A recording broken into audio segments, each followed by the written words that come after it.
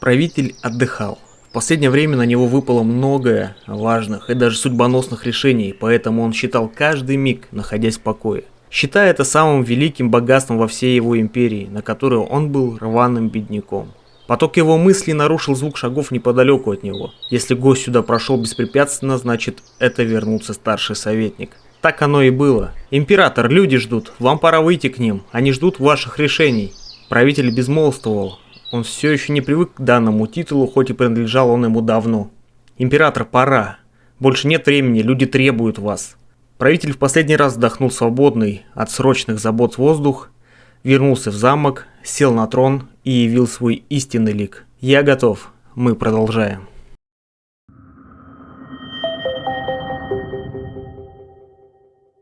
Ребят, всем привет, и я хочу выразить просто огромнейшую благодарность за ваши отзывы и столь теплую реакцию, от которой я вообще никак не ожидал. И когда я читал ваши отзывы, я был сильно удивлен. Мне до сих пор кажется, что это какой-то флешмоб, и все смотрели какой-то другой ролик, а комменты почему-то писали мне.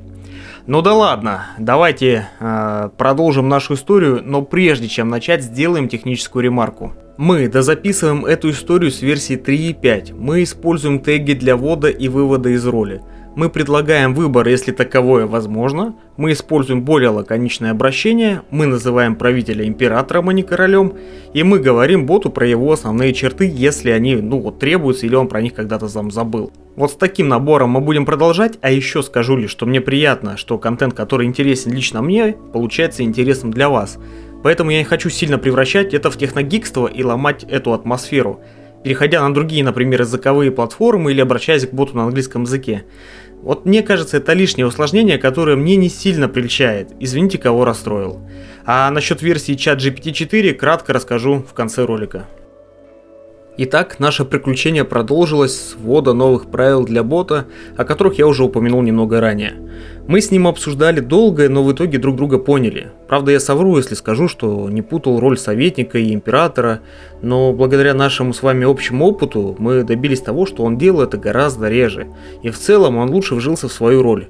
Но вы это еще заметите. Я ему напомнил, кто он, описал его черты, возраст, напомнил про год в игре и описал игровую ситуацию на данный момент. Правитель приказал укреплять свое государство и копить силы. Я, естественно, пошел исполнять. Мне, как советнику, тоже пришлось немного освежить свою память, и тут же я занялся строительством ферм, охотничьих угодий, и казарм. Также я финансировал усиление профессиональной армии.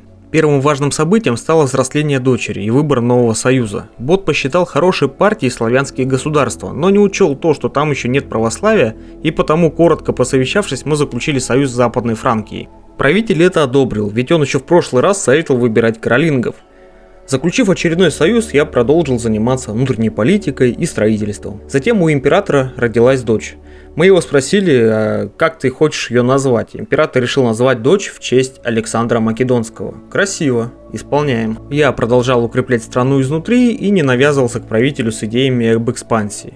Однако я не мог не спросить о том, кого правитель считает опасным соперником. Император мудро ответил, что аббасиды никуда не делись и внутренние проблемы тоже могут быть опасными. И что стоит присмотреться вообще к Западной Франции. Я ему напомнил, что это вообще-то наш союзник, но сказал, что он помнит про это и тем не менее нужно быть настороже. С этой мудростью невозможно спорить. Поэтому я лишь уточнил о том, какие наши ближайшие цели, а они оставались прежними, то есть это укрепление государства и борьба с заговорщиками. Я могу лишь раскрыть секреты некоторых из них, но посадить в тюрьму или угрожать я не могу, поэтому эту задачу мы будем просто держать в уме. Затем случилась какая-то беда, и наш правитель шлепнулся с лошади, да неудачно, слегка повредившись. Высказав свое опасение за здоровье императора, он пообещал, что будет осторожней. Хочется верить, а то люди не поймут, как история великого человека закончилась внезапно возле конюшни. Затем мы обсудили возможность создания новых титулов в стране, на что изрек великолепную речь, достойную императора. Кратко говоря, он понимает смысл создания новых титулов и дает отчет тому, что это затратно и имеет смысл после укрепления власти. Поэтому он приказал с этим повременить. Затем, короткое время спустя, наш уже более амбициозный император на вопрос, какие дальнейшие указания, поинтересовался, какие у нас есть варианты экспансии. Я, естественно, ошарашенно написал ему возможные варианты, и император заявил, что мы нападаем на султанат аббасидов. Сухо, четко, по делу. Правда, теперь я уже сомневаюсь в целесообразности этой войны. Ну, мое дело маленькое, исполняю. Нужно было выбрать оспаримый регион, на что император тоже недолго думал и тут же выбрал регион из предложенных мною. Причем я не уточнил, по какому принципу он выбирал, но мне это решение показалось очень неудачным. Но кто я, а кто император? Выполняем.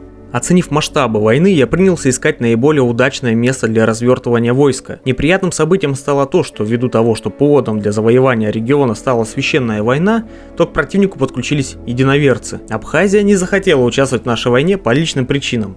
А Западная Франкия ответила добром на призыв, о чем я и доложил правителю. Он тут же спросил о конкретной численности войск, получив ответ, он поделился мудростью и установил нашу стратегию, сделав ставку на хитрость. Оптимизм правителя мне не передался, поэтому я судорожно начал собирать войска в наиболее удобном регионе для обороны, несмотря на то, что в этой войне мы вообще-то атакующие. Мы установили осаду на замках, прилегающих к нам территорий, мимо нас сквозь порт бегали войска противников, но напасть на них было очень рискованным решением, поэтому мы просто захватывали крепости и наблюдали, ожидая войска союзника. Но заприметив малочисленное войско врага, мы решили таки его уничтожить, чтобы хоть как-то снизить превышающую численность войск противника. Это оказалось просто, к тому же на берег высадилась еще и дружественная Франкия. Уничтожив маленькое войско, но не захватив ни одного региона, мы вернулись к осаде. Мы исходили от действий врага, так как он смог сконцентрировать в кулаке большое войско в отличие от нас, поэтому мы продолжали захватывать просто ближайший к нам регион. Однако командиры врага обратили на нас свой взор и направились в нашу сторону. Оценив ситуацию византийским войском, было решено перебросить свои силы чуть дальше от берега и сконцентрировать их в горных областях на случай обороны, чтобы получить преимущество. Огромное вражеское войско высадилось на берег и не пошли напрямую в атаку. Поэтому все шло по нашему замыслу, как нам казалось. Мы играли в догонялки, пока не увидим хороший вариант. Но случилось то, что случилось. На войско Франкии напали, и они не стали отступать, поэтому в жерло славного поражения были брошены силы Византии. Предварительно убрали нашего правителя с роли командира. Ожидания от битвы были вполне предсказуемыми. Почти 20 тысяч воинов встретились в битве в одном регионе, и мы там потерпели сокрушительное поражение.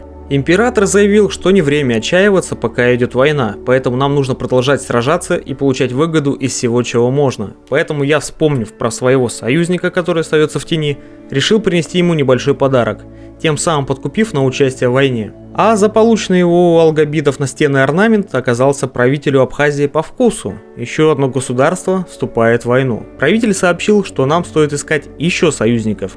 Кстати, вот то, что выделено красным, это то, что система проверки контента начала считать нашу переписку с ботом какой-то подозрительной, поэтому не обращайте на нее внимания.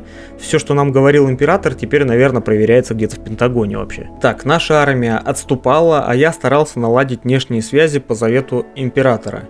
Абхазия вступила в войну, также мы заключили союз с Хорватией, которая тоже приняла вызов. Правитель был искренне рад этой новости. Наши войска начали перегруппировку глубоко у себя в государстве. Убедившись, что у нас не хватает финансирования на иностранных наемников, мы решили проверить, какие еще союзы у нас вообще возможны. И в итоге удалось заключить еще один выгодный союз с небольшим графством Дижон. Доложив об этом, император желал привлечения еще более сильных новых союзников. Но наши варианты были израсходованы, на что император снова посоветовал быть хитрее врага.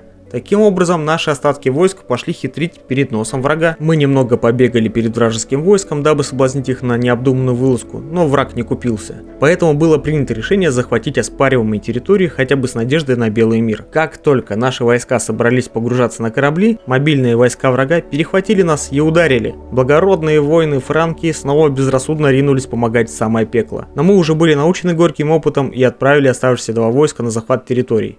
Одно отправилось захватывать оспариваемый регион, а второе освобождать захваченную врагом территорию.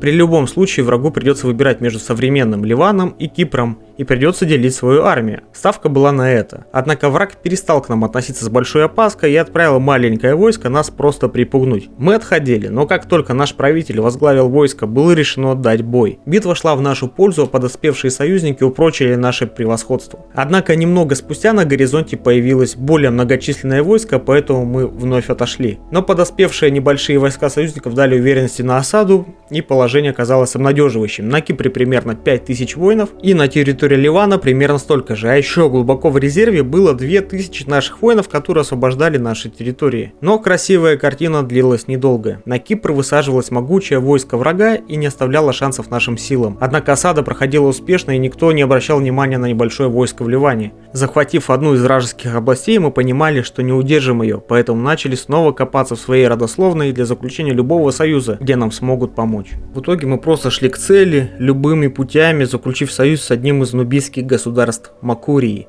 Доложив императору о всей ситуации, он приказал быть смелыми и стойкими, по возможности добиться белого мира, но если других альтернатив нет, тогда идти долиною смертной тени. Я уже говорил, что он хорошо вжился в роль. Вот-вот. Макурия вступила в войну, хотя было уже достаточно очевидно, что при всех своих союзах мы уже не в состоянии собрать силу в единый кулак. Я осматривал карту, смотрел движение союзнических сил, все можно было бы сделать иначе, предприняв немного другие шаги, но у нас, как и в жизни, нет кнопочек загрузки и сохранения, и мы принимаем свою судьбу. Также я увидел, что восстания внутри государства зреют на волне ослабления имперских войск. Но с этим ничего существенного я сделать не мог, поэтому я вернулся к главной войне и производил ротацию войск. Я опрометчиво надеялся захватить еще один вражеский регион из оспариваемых. Армия врага была огромная и рядом, а единственный здоровый союзник ехал на старом верблюде по пескам. Хотя Франкия поражала своим странным желанием самоуничтожиться. Она давала бой любому войску и любой численности, но почти всегда огребала. Мы восхищаемся Франкией, но не хотим быть как Франкия.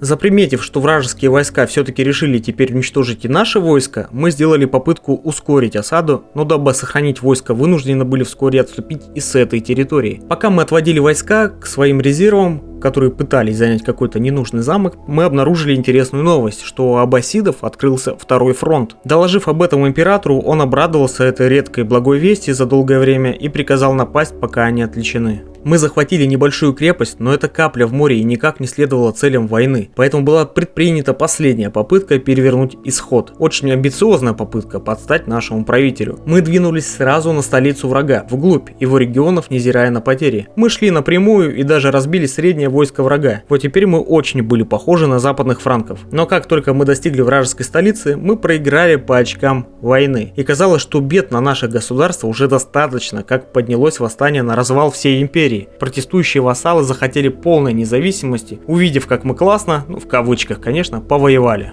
Обратившись к императору, он сказал, что нужно подавить восстание любой ценой. Я посоветовал ему прибегнуть к помощи союзников. Он одобрил это предложение, и я начал призывать союзников. В этот раз подкупить никого не нужно было, все ответили единогласно. Правда, меня смущает, что у нас в союзах есть тупица, так как две тупицы на одной стороне, это звучит как-то не очень. Тем не менее, воевать придется, поэтому собираем войска и залатываем дыру в бюджете выкупом пленников. Оценив масштабы бедствия, было решено группировать войска где-нибудь подальше от основных сил предателей. Мы пополняли свои войска и ждали союзников. По итогу было решено захватывать столицы восставших регионов, нам это удавалось. Вражеские войска отплыли и, видимо, группировались где-то вблизи нашей столицы. Но мы пока были не готовы к такой битве, поэтому, почти захватив вторую вражескую столицу, мы получили сообщение, что на нас нападает армия северян. Короче, изумительная история у нас получается. Я сообщил об этом императору, на что он ответил, что нам нужно разбираться с ними, несмотря на то, что война пожирает нашу страну. Он приказал призвать союзников и на эту войну. Но прежде чем это сделать, у нас обнаружились варианты. Мы могли просто откупиться от них золотом,